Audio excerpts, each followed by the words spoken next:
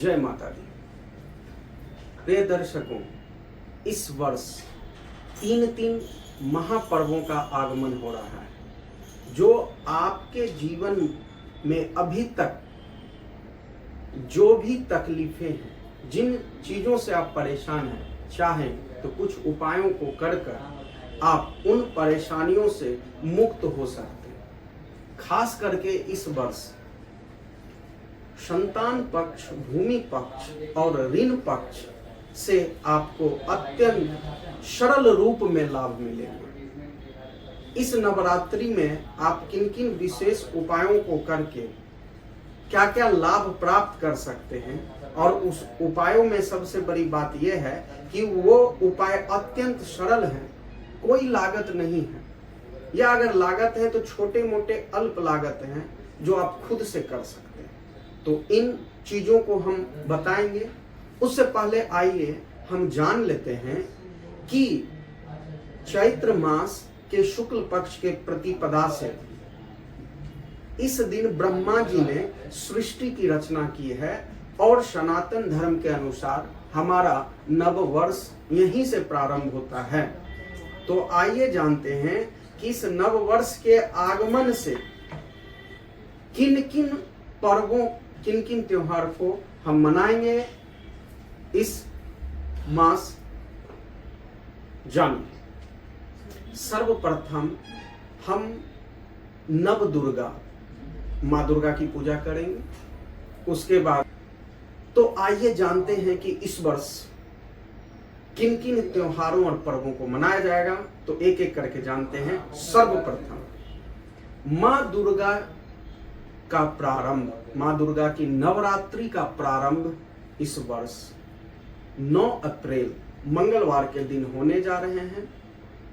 उसके छठे दिन छठ पर्व मनाए जाएंगे, और छठ पर्व जो है वो अभी महावीर पंचांग के अनुसार आपको मंगलवार 9 अप्रैल नवरात्रि है, रविवार 14 अप्रैल छठ पर्व है, और बुधवार 17 अप्रैल को रामनवमी मनाए जाएंगे अत्यंत धूमधाम से। अब जो लोग कलश स्थापन करते हैं उन लोगों के लिए हम बता दें कि कलश स्थापन के मुहूर्त, विशेष मुहूर्त क्या है वो जानिए।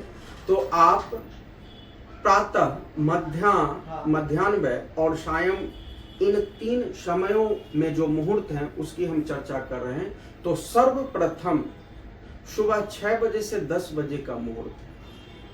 उसके बाद मध्याह्न में 11:30 से 12:30 बजे का बीच का जो मुहूर्त है, इस मुहूर्त अभिजित मुहूर्त पढ़ रहे हैं, ये है। उसके बाद वैधृति योग के बाद ही कलश स्थापन होंगे, जो दोपहर के 3:15 से 3:30 बजे तक रहेंगे। तो सबसे उत्तम मुहूर्त को आप अपनाइए। या तो आप सुबह 6 बजे से 10 बजे तक कलश स्थापन प्रारंभ कर सकते हैं, कलश स्थापना कर सकते हैं, या अभिजीत मुहूर्त 11:30 से 12:30 बजे के बीच कर सकते हैं। अब उन तथ्यों को हम बताने जा रहे हैं जो इस नवरात्रि में आप करें और अत्यंत लाभ प्राप्त करें। तो सर्वप्रथम हम बात करते हैं मंगल देव की। मंगल देव, जी हाँ, हमारे जीवन पे मंगल देव के बहुत प्रभाव हैं। बहुत से सकारात्मक, बहुत से नकारात्मक प्रभाव पड़ते हैं हर एक ग्रहों का। तो ये विशेष निर्भर करते हैं कि आपकी कुंडली में कौन से ग्रह किस स्थिति में। तो बात करते हैं कि अगर मंगल आपके कुंडली में वर्तमान में अशुभ प्रभाव डाल रहे हैं, या जिन वर वधु के कुंडली में मांगलिक योग हो, अथवा जो व्यक्ति भूमि, संतान पक्ष और ऋण पक्ष से अत्यंत परेशान हैं, उनके लिए इस वर्ष अत्यंत शुभ फल मंगल दे सकते हैं अगर वो कुछ निम्न उपायों को करें इस विशेष नवरात्रि में। तो हम प्रारंभ करते हैं इसकी जानकारी। तो सर्वप्रथम 9 अंक ज्योतिष के अनुसार 9 मंगल का अंक है। और कलश स्थापन भी मंगल के हो रहे। तो वर्ष का आगमन मंगल से शुरुआत हो रही है, तो इस वर्ष मंगलमय ही मंगलमय है। तो करना क्या है ये जानिए। 2-3 सरल उपाय को हम बताने जा रहे हैं, आप इसे करके अत्यंत लाभ प्राप्त कर सकते हैं। मंगल के समस्त शुभ फल आप पे मिलेंगे और कई क्षेत्रों में आपके रोग हों या मांगलिक योग, जो वैवाहिक जीवन में अत्यंत परेशानी के कारण होते हैं, रोग से, ऋण से, शत्रु से, इन सब चीजों के अलावे आपको मंगलदेव ऊर्जावान बनाते हैं, आप प्रफुल्लित रहते हैं, एक एनर्जेटिक शरीर में फील करते हैं। इन सब चीजों में अत्यंत लाभ पहुंचेंगे कुछ उपायों से।